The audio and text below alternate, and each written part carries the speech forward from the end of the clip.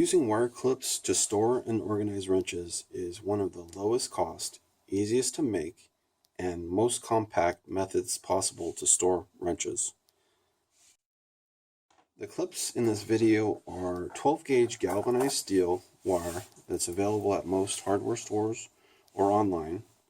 This one here I bought off Amazon and I paid $11.50 for a 100-foot spool. Any reasonably sized width clip can be made, but I use a 3.5-inch wide clip made from 9-inch total wire length, which translates to a cost of 9 cents per clip. The 3.5-inch width clip makes the bundle of wrenches easy to carry in one hand and allows me to organize the entire range of wrenches into 4 to 5 clips, depending upon if it's SAE or metric. And those are going to be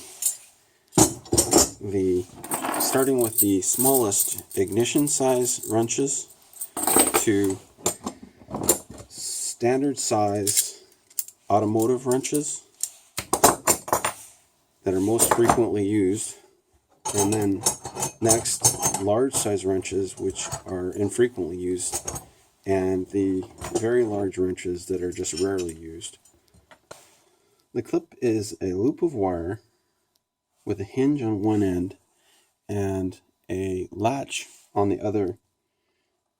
The end of the loop clips into the latch, and you want to have the end of that loop extend beyond the latch by maybe 1/8 of an inch to 1/4 of an inch, just so it won't have a chance of disengaging. Some negatives with the clip are removing or adding wrenches is more involved than with other methods. You've got to unclip it, take out whatever number of wrenches you need to get to the wrench you want, remove that, and then put all the wrenches back, and then reclip. Another negative is that you do have metal to metal contact between the wrenches. So if you're having this in a vehicle or in a bag, carrying it around, eventually you could have some wear because the wrenches rubbing against each other. And then the last negative is that this won't work with the double open-ended wrenches. It'll work fine for the combination wrenches or the double boxed end wrenches. Another comment to add about this clip is that because you can easily align one end of the wrenches, it's pretty easy to see where you have missing wrenches. Like right here, I know that I can see that I removed this wrench. Also, if you have the width of it set up correctly for how many wrenches you want to have in your clip, you can easily tell if any of them are missing as well. The clips are easily made with just a combination plier. This is what I use. I mean, you can use other pliers, but I use the combination plier because it's got the cutters on there, and tape measure. You can also use, once you kind of dial in what size a clip you want and what length it ends up being after you straighten it out as a prototype, what you can use is a small jig that I just have a piece of scrap plywood and some drywall screws, and you can use this to really quickly form the bends in a repeatable way. And I'm going to show a clip of me making some of these in the manual way, just with the pliers, and also with the jig.